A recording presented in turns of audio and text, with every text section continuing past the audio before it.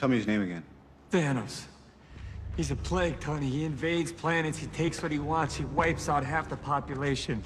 He sent Loki. The attack on New York, that's him. This is it. What's our timeline? No telling. He has the power in space stones. That already makes him the strongest creature in the whole universe. If he gets his hands on all 6 stones, Tony... He could destroy life on a scale hitherto undreamt of. Did you seriously just say hitherto undreamt of? Are you seriously leaning on the cauldron of the cosmos? Is that what it is? I'm going to allow that.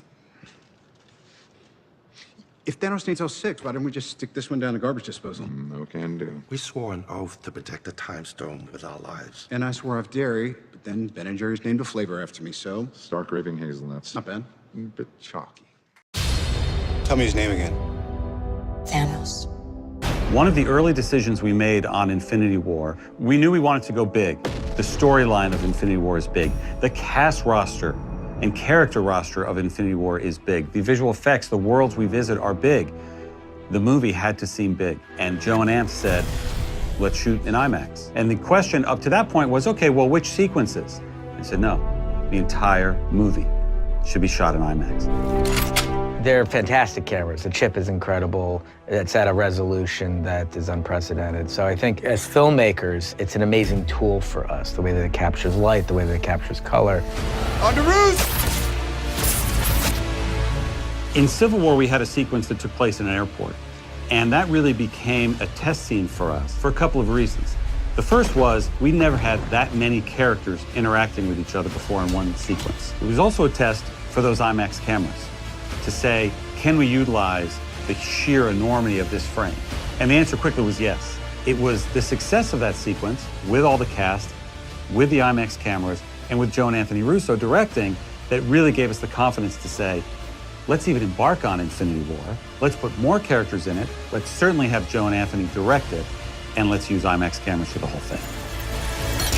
This does put a smile on my face. I think if you were to look at the last 10 years as a book, Avengers 3 and Avengers 4 are the final chapters of that book. There's some endings, there's some new beginnings. One of the great values of these movies is like nobody's ever seen something quite like them. The level of ambition in these films are pretty high, and we needed equipment that could help us fulfill that ambition. In time, you will know what it's like to lose. Feel so desperately that you're right, yet to fail all the same. From day one on a production, when the cameras first start rolling, we think about the audience that is anticipating the experience, that will be buying their tickets early, waiting online if they have to, reserving their seats, sitting in that theater, waiting for the lights to go down. And we just think about one thing and one thing only, delivering on that promise, delivering on that experience. And that's the immersive experience that IMAX gives you, where you lose the rest of the theater, you don't see it, all you see is the image, and allows you to be in that world. Because that's what we want. That's what we want the audience to experience, is to be on that journey with us, with the characters, in as full and rich and immersive a way as possible.